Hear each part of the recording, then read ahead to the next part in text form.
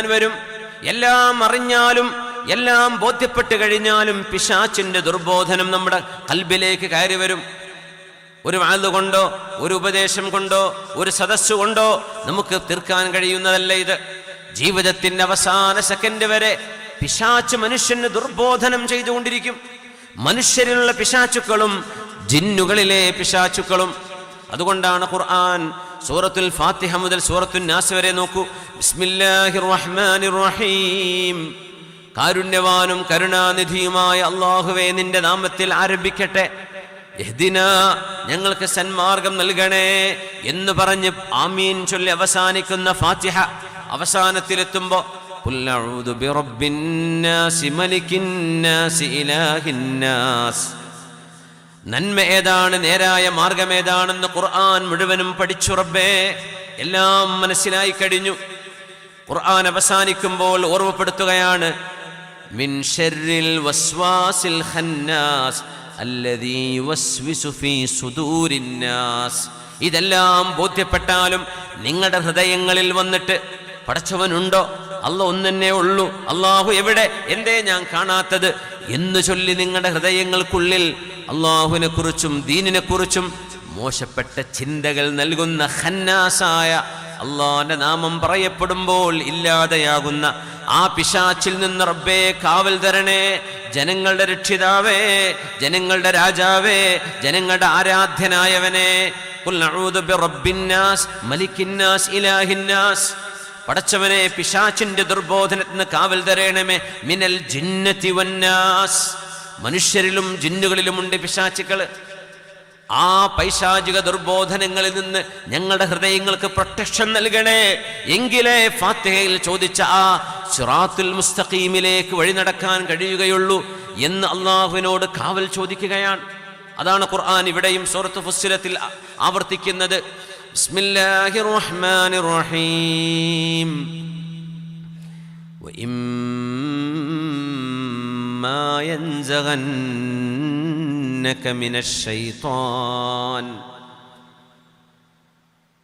وإما ينزغنك من الشيطان نزغ فاستعذ بالله إنه هو السميع العليم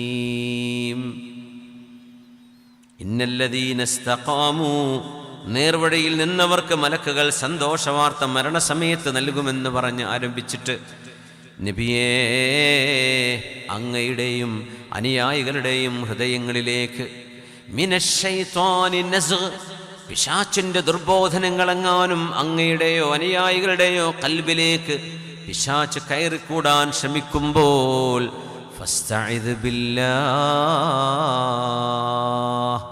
അല്ലാഹുവേ നീ കാവൽ നൽകണേ, അല്ലാഹുവേ നീ കാവൽ നൽകണേ എന്ന് റബ്ബിനോട് ദുആ ചെയ്യാൻ പറഞ്ഞിരിക്കുകയാണ്. അഊദു ബില്ലാഹി മിനശ് ശൈത്വാനിർ റജീം എന്ന് ദുആ ചെയ്യണം. മഹാനായ സഅദ് ഇബ്നുൽ ലൈത്ത് റഹ്മത്തുള്ളാഹി അലൈഹി പറയുമായിരുന്നു, ഏതെങ്കിലും ഒരു ഹൃദയം ഇന്നല്ലാഹ ലാ യബ്തലി ഖൽബൻ ബിശഹ്വത്തിൻ തുരികത് മിൻ അജലിഹി, അല്ലാഹുവിനെ ഉദ്ദേശിച്ചുകൊണ്ട് ഒരു ദുശ്ശീലം വേണ്ടെന്നൊരാൾ വെച്ചാൽ, ഒരു ദുശ്ശീലം പടച്ചവനെ ഉദ്ദേശിച്ച് ഞാൻ നിർത്താൻ, റമളാനിൽ അത് ഏറ്റവും നല്ലൊരു അവസരമാണ്. അള്ളാഹുവിന് ഇഷ്ടമില്ലാത്തത് ഞാൻ നിർത്തുകയാണെന്ന് അള്ളാഹനെ വിചാരിച്ച് ഖൽബ് കൊണ്ട് ശുദ്ധമായ ഒരു ഹൃദയത്തിൽ ശുദ്ധമായ നിയ്യത്തോടുകൂടെ, റബ്ബേ എനിക്ക് ഇന്നെ മോശപ്പെട്ട ചില സ്വഭാവങ്ങളുണ്ട്, ഞാൻ നിർത്തുകയാണ്, എനിക്കത് വേണ്ട, നിനക്കത് ഇഷ്ടമില്ലാത്തതിൻ്റെ പേരിൽ അള്ളാഹുവേ എന്നെ സഹായിക്കണേ എന്ന് പറഞ്ഞ് ഒരു ശഹ്വത്ത്, നമ്മുടെ ഹൃദയത്തിൻ്റെ ഒരു ദുരാഗ്രഹം നമ്മൾ മാറ്റിവെച്ചാൽ അള്ളാഹു ഒരിക്കലും ആ ഹൃദയത്തെ ആ ദുരാഗ്രഹം കൊണ്ട് പിന്നീട് പരീക്ഷിക്കുകയില്ലെന്ന് മഹാന്മാർ പറഞ്ഞിട്ടുണ്ട്. അള്ളാഹുവിന് വേണ്ടി ഉപേക്ഷിക്കലാവണം, അത് അള്ളാഹുവിന് വേണ്ടിയുള്ള ഉപേക്ഷിക്കലാവണം. പടച്ചതമ്പുരാന്റെ മുമ്പിലേക്ക് ചെല്ലുമ്പോൾ എന്തെങ്കിലും എൻ്റെ കയ്യിൽ വേണമല്ലോ എന്ന് ആലോചിച്ചുകൊണ്ടുള്ള, അള്ളാഹുവിൻ്റെ മുമ്പിലേക്ക് ചെല്ലുമ്പോൾ എന്തെങ്കിലും പടച്ചവന് വേണ്ടി മാറ്റിവെച്ചത്, അള്ളാഹുവിന് വേണ്ടി ഒഴിവാക്കിയത്, അള്ളാഹുവിന് വേണ്ടി വേണ്ടെന്ന് വെച്ചത്, എന്താണ് നമ്മുടെ കയ്യിലുള്ളത്? എന്താ നമ്മുടെ കയ്യിലുള്ളത്? മഹാനായ അല്ലാമ ഇബ്നു കസീർ തങ്ങൾ ഈസ ഇബ്നുൽ ആദിൽ എന്ന് പറയുന്ന മലിക്കു ദിമഷ്ക് വശാം, ഷാമിന്റെയും ദിമഷ്കിന്റെയും ഭരണാധികാരിയായിരുന്ന വലിയൊരു മഹാനെ കുറിച്ച് പറയുന്നുണ്ട്. അദ്ദേഹം ധീരനായ യോദ്ധാവാൻ, ആലിമാൻ, ആലിമീങ്ങളെ ഒരുപാട് സ്നേഹിച്ച പണ്ഡിതനാണ്. അദ്ദേഹത്തിന്റെ പേര് ഈസ ഇബ്നുൽ ആദിൽ. ഈസ ഇബ്നുൽ ആദിൽ അബീ ബക്ർ ഇബ്നുൽ അയ്യൂബ് അദ്ദിമഷ്കി. ഇബ്നു കസീർ തങ്ങൾ അവരുകൾ അദ്ദേഹത്തിന്റെ ചരിത്രം കൊണ്ടുവരുന്നുണ്ട്. വലിയൊരു സാത്വികനായ ഭരണാധികാരിയാണ് അദ്ദേഹം. ആലിമീങ്ങളെ വല്ലാണ്ട് സ്നേഹിച്ച ആളാണ്, ഒരുപാട് ആദരിച്ചു ബഹുമാനിച്ചു. ഇൽമ പഠിക്കാൻ അദ്ദേഹം വലിയ ഇഷ്ടം വെച്ചു. മഹാനായ അബൂ ഹനീഫ റഹ്മത്തുള്ളാഹി തആല അലൈഹിയുടെ മദ്ഹബ് പഠിക്കണമെന്ന് ആഗ്രഹിച്ചു. ആലിമീങ്ങളെ വിളിച്ചു ചേർത്തു. അബൂ ഹനീഫ തങ്ങളുടെ മദ്ഹബിനെ സംബന്ധിച്ച് പഠിച്ചു. നഹ്വും സർഫും അദ്ദേഹം പഠിച്ചു, അറബി വ്യാകരണ ശാസ്ത്രം. മഹാനായ താജുദ്ദീനുൽ കിന്ദി റഹ്മത്തുള്ളാഹി തആല അലൈഹി, ഈജിപ്തുകാരനായ പ്രഗത്ഭനായ പണ്ഡിതൻ, അദ്ദേഹത്തിന്റെ നഹ്വി ഗ്രന്ഥങ്ങൾ അദ്ദേഹം പഠിച്ചു. അത് കഴിഞ്ഞ് ഇമാം ത്വഹാവിയുടെ അദ്ദേഹത്തിന്റെ ഇമാം ത്വഹാവിയുടെ അഖീദയിലെ മദ്ഹബുണ്ട്. ആ മദ്ഹബ് അനുസരിച്ച് അദ്ദേഹം ജീവിതം ചിട്ടപ്പെടുത്തി. അദ്ദേഹം പറയുമായിരുന്നു, അന അലാ മദ്ഹബി ത്വഹാവി, ഞാൻ ഇമാം ത്വഹാവിയുടെ മദ്ഹബ് അനുസരിച്ച് ജീവിക്കുന്ന ആളാണ്. ത്വഹാവി ഇമാം ഹനഫി പണ്ഡിതനാണ്. ഖുർആൻ പഠിക്കാൻ വേണ്ടി ആഗ്രഹിച്ചു. ജൗഹരിയുടെ ശിഹാഹും ഇബ്നു ജുറൈജ് തങ്ങളുടെ ജംഹറയും അദ്ദേഹം പഠിച്ചു. അഹ്മദ് ഇബ്നു ഹംബൽ തങ്ങളുടെ മുസ്നദ് 40,000 ഹദീസുകളുടെ സമാഹരണം എനിക്ക് വേണമെന്ന് പറഞ്ഞു. അങ്ങനെ അദ്ദേഹം അത് കോപ്പി ചെയ്യിപ്പിച്ചു തൻ്റെ ശിഷ്യന്മാരോട് അല്ലെങ്കിൽ അനുയായികളോട്. ഇങ്ങനെ ആലിമീങ്ങളെ വലിയ സ്നേഹം കാണിച്ച പ്രഗത്ഭനായ ദിമഷ്കിന്റെയും ഷാമിന്റെയും രാജാവ് എന്നറിയപ്പെടുന്ന മഹാനാണ് മഹാനായ ഈസൽ ആദിൽ എന്ന് പറയുന്ന മഹാൻ. ഈസ ഇബ്നുൽ ആദിൽ അബൂ ബക്ർ ഇബ്ൻ അയ്യൂബ് ദിമഷ്കി. അദ്ദേഹം മരിക്കുന്ന സമയത്ത് ഒരു കാര്യം പറഞ്ഞു, ഇതൊക്കെ ഞാൻ ചെയ്തെങ്കിലും, ദീനിനു വേണ്ടി അറിവിന് വേണ്ടി എല്ലാം ഞാൻ ചെയ്തു വെച്ചിട്ടുണ്ടെങ്കിലും, വാഖിഅത്തു ദിമ്യാത്ത് അദ്ഖിറുഹാ ഇൻദല്ലാഹ് അർജു അൻ യർഹമനി ബിഹാ. ഞാൻ അറിവിന് വേണ്ടി ഇൽമിന് വേണ്ടി ഉലമാഇന് ചെയ്തു കൊടുത്ത എല്ലാ സേവനങ്ങളും അവിടെ ഇരിക്കട്ടെ. വാഖിഅത്തു ദിമ്യാത്ത് സംഭവം അതാണ് അദ്ഖിറുഹാ ഇൻദല്ലാഹ്. പടച്ചവന്റെ മുമ്പിലേക്ക് ചെല്ലുമ്പോൾ, അല്ലാഹുവേ, ദിമ്യാത്ത് എന്ന് പറയുന്ന ഈജിപ്തിലെ നൈൽ നദിയുടെ ഡെൽറ്റയിൽ കിടക്കുന്ന ഒരു നഗരം, ആ നഗരം കുരിശിയോദ്ധാക്കന്മാർ 5ാം ക്രൂസൈഡുകൾ ഉപരോധിക്കുകയും 1 വർഷം പട്ടിണിക്കിടുകയും ചെയ്ത നേരത്ത് ദിമ്യാത്ത് പിടിച്ചു നിന്ന് ശത്രുക്കൾക്ക് പിടികൊടുക്കാതെ ദിമ്യാത്ത് എന്ന് പറയുന്ന നഗരത്തിന് വേണ്ടി സർവ്വ സംരക്ഷണവും നൽകിയ ഭരണാധികാരിയാണ് ഈസ ഇബ്നുൽ ആദിൽ എന്ന് പറയുന്ന ഈ പണ്ഡിതൻ. അല്ലാമ ഇബ്നു കസീർ തങ്ങൾ പറയാണ്, 1 വർഷം അല്ലാഹുവിന് വേണ്ടി പട്ടിണി കിടന്നത്.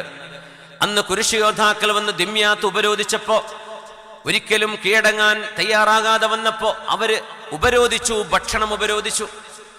ആ നാടിലുള്ള മുഴുവൻ ആളുകൾക്കും 1 വർഷം ഭക്ഷണം കിട്ടിയിട്ടില്ല. എങ്ങനെയാണ് അവർ പിടിച്ചു നിന്നത് എന്ന് അല്ലാഹു അലം. മഹാൻ പറയുകയാണ്, എൻ്റെ എല്ലാ സേവനങ്ങളും എൻ്റെ ത്യാഗങ്ങളും അങ്ങ് മറന്നേക്കുക. വാഖിഅത്തു ദിമ്യാത്ത് അദ്ഖിറുഹാ ഇൻദല്ലാഹ് അർജു അൻ യർഹമനി ബിഹാ. അല്ലാഹുവിന് വേണ്ടി പട്ടിണി കിടന്നത് കാരണം അല്ലാഹു ദിമ്യാത്തിന് വേണ്ടി 1 വർഷം നീണ്ടുനിന്ന ഉപരോധത്തിൽ ഞാൻ വയറൊട്ടിക്കിടന്നത്, അല്ലാഹു നാളെ അത് കാരണം എന്നോട് റഹ്മത്ത് ചെയ്യണേ എന്നാണ് ഞാൻ പ്രതീക്ഷിക്കുന്നത്. ഞാൻ എൻ്റെ സേവനങ്ങളിൽ ദിമ്യാത്തിന്റെ ഉപരോധം അല്ലാഹുവിലേക്ക് കാത്തുവെക്കുന്ന എൻ്റെ ഒരു സൽക്കർമ്മമാണ്. പടച്ചവന്റെ മുമ്പിലേക്ക് ചെല്ലുമ്പോൾ, അല്ലാഹുവേ, ഞാൻ ഇന്നത് ചെയ്തിട്ടുണ്ട് റബ്ബേ. എല്ലാ ആലിമീങ്ങളുടെയും ജീവിതത്തിൽ ഇത് കാണാൻ കഴിയും. രഹസ്യമായ പടച്ചതമ്പുരാൻ മാത്രം അറിയുന്ന, താനും അല്ലാഹും തമ്മിൽ ഇഖ്ലാസിന്റെ പാലത്തിലേറി അല്ലാഹുവിന്റെ മുമ്പിലേക്ക് കയറി ചെല്ലാൻ കഴിയുന്ന ഒരു നന്മ. അതൊരു പക്ഷേ ദാറുൽ ഹുദയുടെ ഈ പ്രവർത്തനങ്ങളിൽ ഒരു മുതഅല്ലിമിനെ നിങ്ങൾ ഏറ്റെടുക്കുന്നതാകാം.